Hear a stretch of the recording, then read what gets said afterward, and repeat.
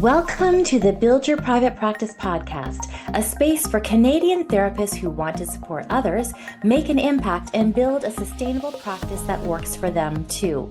I'm your host, Leanne Wood, a registered psychotherapist, group practice owner, and business mentor, and I'm here to help you build a private practice that allows you to keep doing the work you love without burning out. Because the people who need your help the most are counting on you, and you deserve a practice that supports you while you support them. Let's dive in. Hi there. This episode is brought to you by Jane Websites, an online platform that helps you build your website in minutes. If building a website has been sitting on your to-do list for a little too long, I get it. It can feel overwhelming, but Jane Websites really does make it easy, and I promise there are no tech skills required. Their AI-supported builder helps you create a professional modern site that reflects your clinic beautifully. From there, you are in control. Customize pages and easily edit or update your content anytime. And if you ever get stuck, Jane's friendly support team is there to guide you so you're never doing it alone. You can get started by heading to janewebsites.com/Liane, Liane, and don't forget to use my code BYPP1MO for a free month on your new website. Welcome back to the Build Your Private Practice podcast. I'm your host, Leanne Wood, and this is the podcast for Canadian mental health practitioners who are ready to build a private practice that actually supports the life you want, not one that quietly drains you in the name of helping people. Today is a solo episode, no guest, no interview, just me and you and a topic I've been turning over in my head all month, knowing that this episode would land in the last week of May, not the first. And there's a reason for that I'll get into.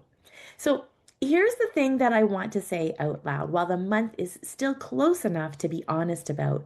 For about 4 weeks now, many of us have been advocating for mental health publicly while our own practices have been quietly struggling in the background. And I want to be really clear.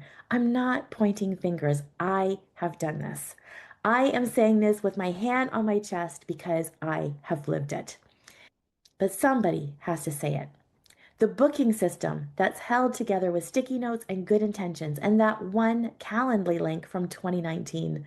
The intake process that loses clients somewhere between the first contact and the first session, and you don't actually know where because you've never tracked it. The income that swings wildly month to month, where 1 month feels abundant and the next you're refreshing your bank account at 11 p.m., wondering what happened.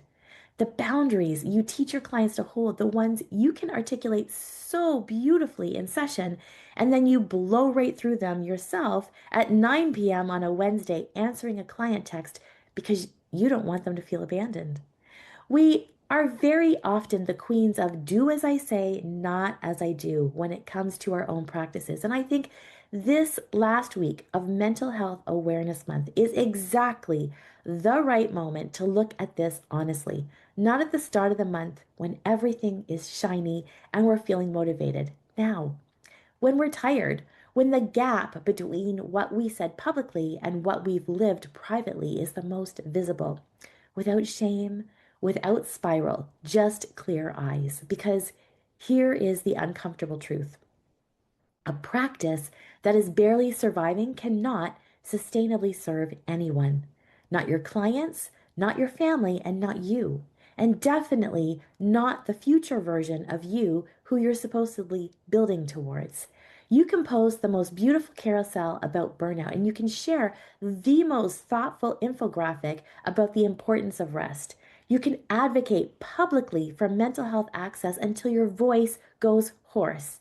And if the business holding all of that up is held together with stress and adrenaline and the fumes from your last vacation, it is not sustainable. The advocacy does not survive the burnout. It can't. And so this episode is an invitation to close out Mental Health Awareness Month a little differently. Instead of letting the month end on the note of one more carousel, I want to invite you to take an honest, kind, non judgmental look at the practice you've built around your own mental health. Where is it working and where is it quietly draining you?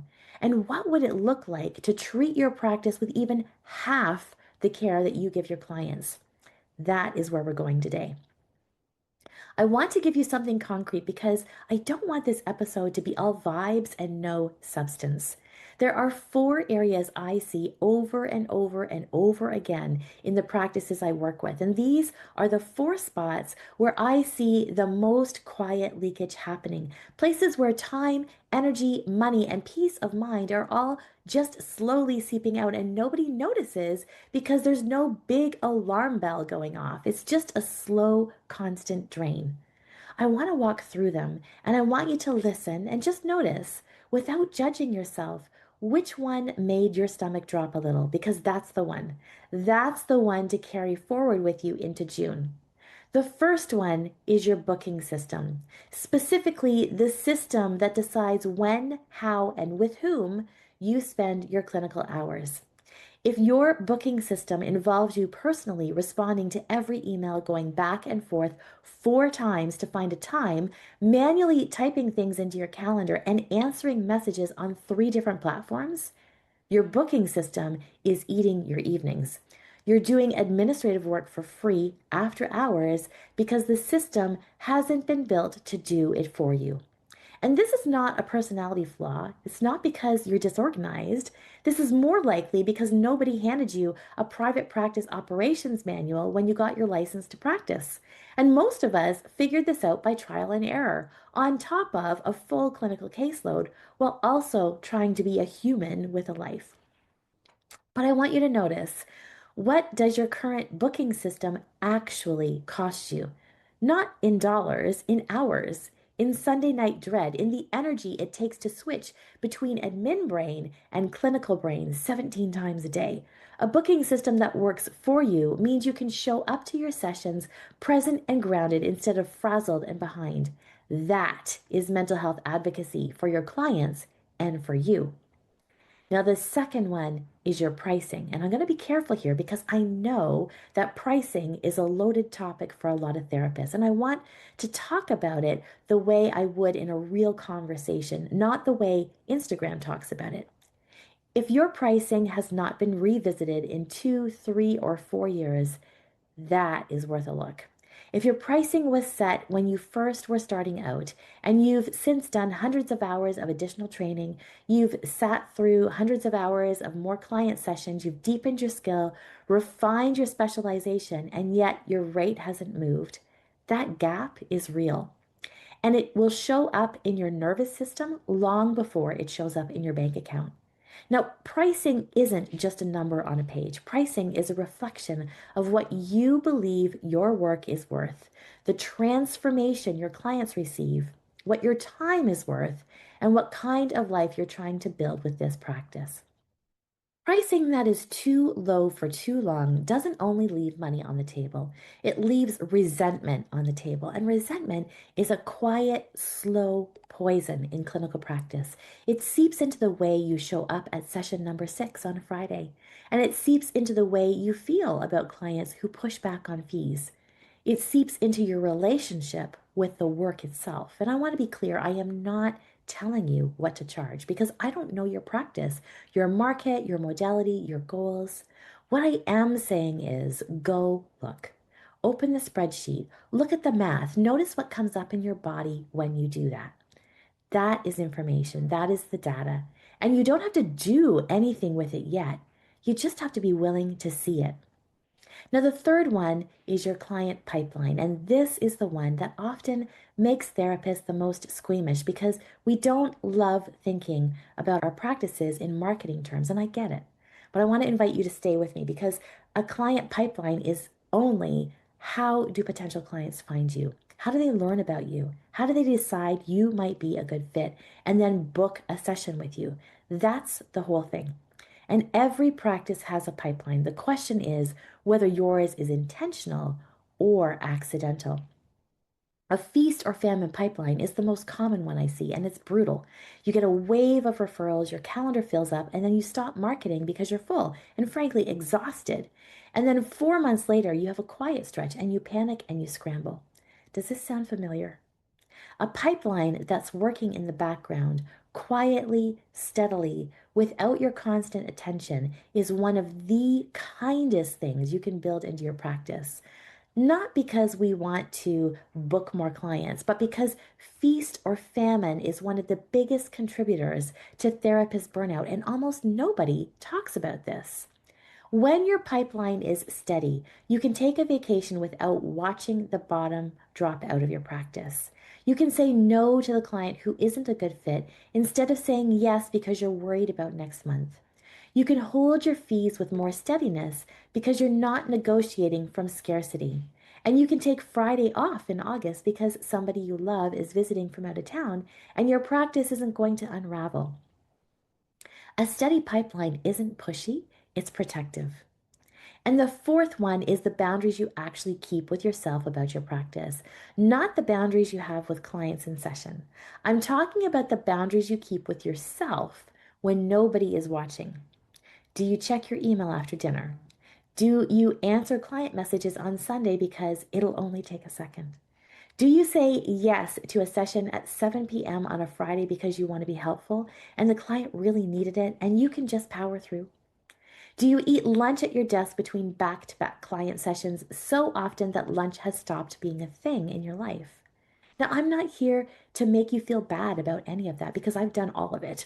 Most of us have, especially in the early years, but I want you to notice the gap between the boundaries that we teach our clients to hold and the boundaries we live ourselves, because that gap is where burnout grows quietly for years until one day you realize you don't even recognize the version of yourself who's running this practice and you don't know how they got there. So, those are the four: booking, pricing, pipeline, and boundaries. One of those landed harder than the others, and you know which one it is. So we're going to come back to that in a minute. Let me just zoom out here for a second. We are in a profession that asks us to hold a tremendous amount. We sit with people in their hardest moments, and we hold things that they couldn't tell anyone else. We metabolize stories of grief, fear, anger, shame on behalf of other humans, and we do it with care and skill and presence and clinical precision. That is sacred work, and it's hard work. And both of those things can be true at the same time. But I think we have collectively made a quiet agreement somewhere along the way. And the agreement goes something like this: the cost of doing sacred work is it should drain us. A real therapist is one who pours themselves out for their clients, takes the messy intake calls at 8 p.m., and doesn't think about money too much because that would be unseemly. Never raises rates because that would be greedy, and is just deeply grateful to be doing the work. I think that agreement is wrong because I think it is killing the profession from the inside out. Your practice is mental health advocacy. The way you build it, the way you fund your life with it, the way you protect your time and your nervous system inside of it, the way you model quietly by your own example that helping work doesn't have to mean self erasure. All of that is advocacy. So when I say build your practice like it matters, I don't mean it the way the bro marketing world means it. I'm not talking about scaling and hustle and seven-figure launches. I am talking about building something with the same intentionality and care that you bring to every clinical hour. Because if we can't model a sustainable practice, we can't ask the next generation of therapists to enter this field with any kind of hope.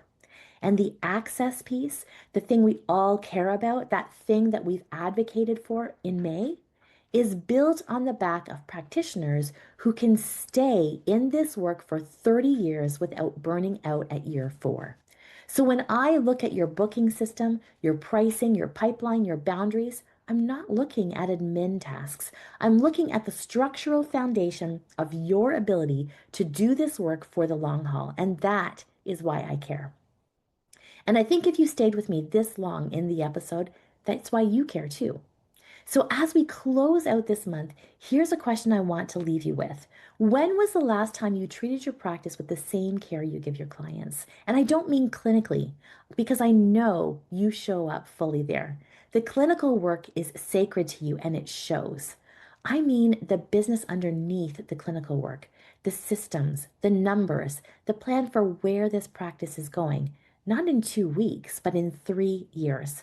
Because here's the thing, if a client came to you and said, I have no idea what I want my life to look like in 3 years, I'm kind of just surviving day to day. The foundation of everything in my life is a little cracked, but I'm too tired to look at it. You would gently, kindly, professionally help them sit with that. You wouldn't shame them. You wouldn't tell them to hustle. You wouldn't roll your eyes. You would help them get curious about what's going on and what might be possible. So I want you to give yourself that same gift in the last week of this Mental Health Awareness Month and in all the months that come after it. What does your practice look like in 3 years? Are you still seeing the same number of clients you're seeing now? Are you charging the same rate? Are you carrying the same caseload with the same Sunday night feelings, or is it different? Have you simplified? Have you specialized? Have you raised your rates? Have you built something that lets you take a real summer? And have you finally stopped duct taping things together in your practice? 3 years is closer than you think. 3 years ago, I was a different person in my practice than I am now. And the gap between those two versions of me did not happen by accident. It happened because I sat down, looked at the practice I had built, named the parts that weren't working, named them out loud, and slowly, kindly, intentionally started changing them. And you can do that too. You don't have to do it all this week, and you don't even have to do it this year, but it's worth looking. And that's all I'm asking. I want to pause for 1 second and tell you why this topic is sticking to me so hard this year. A few months ago, a clinician I worked with sent me a message late at night that I haven't been able to stop thinking about. She said, Leanne, I have been telling my clients to rest for 15 years, and I cannot remember the last time I rested. What is wrong with me? Nothing. Nothing is wrong with her. She is one of the most generous, skilled, deeply ethical clinicians I have ever met. There is nothing wrong with her at all. But the practice she built without intention, without a plan, just by saying yes to whatever showed up in her inbox for 15 years, that practice was running her instead of the other way around. And the only person who could change that was her. And so we did, slowly, kindly, one piece at a time. And the work is not done, it's still in progress, but she's resting again. She knows what her practice is going to look like in 3 years, and she's stopped apologizing for raising her fees. And she said something to me last month that I want to share with you because I think it's the heart of this whole episode. She said, I think I finally believe that taking care of my practice is part of taking care of my clients. That's it. That's the whole thing. Taking care of your practice is part of taking care of your clients. If you only take one sentence from this episode and write it on a sticky note above your desk, let it be that one. Taking care of your practice is part of taking care of your clients. Okay, here is your invitation as we close out Mental Health Awareness Month, if you choose to take it. Don't let June 1st arrive without picking one thing. One. Not all four, not the booking system and the pricing and the pipeline and the boundaries, just one.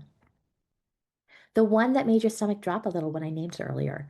The one you've been avoiding because it feels too big or too tender or too tied up in your sense of self-worth, or because it would mean admitting something you don't want to admit yet. That one. Pick it. Look at it. Just look. Don't fix it yet. Don't make a plan to fix it yet. Just sit with it for a week. The way you'd sit with a client who showed up with something hard, and get curious about it. Notice what comes up. Notice the stories you're telling yourself about it, and notice what you've been afraid of. And then when you're ready, and only when you're ready, take one small, kind, deliberate step toward making it different. Maybe that's a conversation with a colleague. Maybe that's opening a spreadsheet you've been avoiding. Maybe that's writing down a number that feels scary. Maybe it's blocking off your evenings on the calendar so the booking system can't put a client in there. Maybe it's something smaller than any of that. It doesn't have to be big, it just needs to be real. That is real advocacy, not the work we did in May, the work we carry into June and July and the rest of the year. Not the post, not the carousel, not the infographic, the quiet, unsexy, deeply meaningful work of building a practice that can hold your life and your clients' lives at the same time. 12 months a year, not just the one with the awareness ribbon. If you do this, I would love it if you told me. You can email me, you can DM me on Instagram, you can leave me a voice note. I read and listen to every single one. I genuinely do. And I would love to know what you noticed and what you're carrying into the rest of the year. Now, before I let you go, there's one more thing. If you've been listening to this episode and there's a small voice somewhere inside saying, I think I need help with this, I don't think I can untangle this on my own, please trust that voice. That voice is not weakness, that voice is wisdom. The clinicians I work with inside Build Your Private Practice are not broken people who need fixing. They're smart, capable, deeply skilled practitioners who finally decided they were tired of duct taping things together and wanted somebody to help them build something better. That's it. That's the whole thing. And if you'd like to talk about whether that kind of support is right for you, you can find everything online at buildyourprivatepractice.ca, and I will link to the current way to start a conversation with me in the show notes for this episode. But whether you ever work with me or not, please pick one thing before June starts. Treat your practice the way you treat your clients and build it like it matters, because it does. And so do you. And the work of caring for it does not end when May does. I'll see you next Monday on the other side of this month. Thanks so much for tuning in to the Build Your Private Practice podcast. If today's episode resonated with you, I'd love it if you'd subscribe, leave a review, or share it with a fellow Canadian therapist who needs this. And remember, the work you do matters. Keep showing up, keep holding space, and keep building a practice that works for you. If you're looking for practical tools or support to grow your practice with more clarity and confidence, head to buildyourprivatepractice.ca. There's lots waiting for you there. I'll see you next time.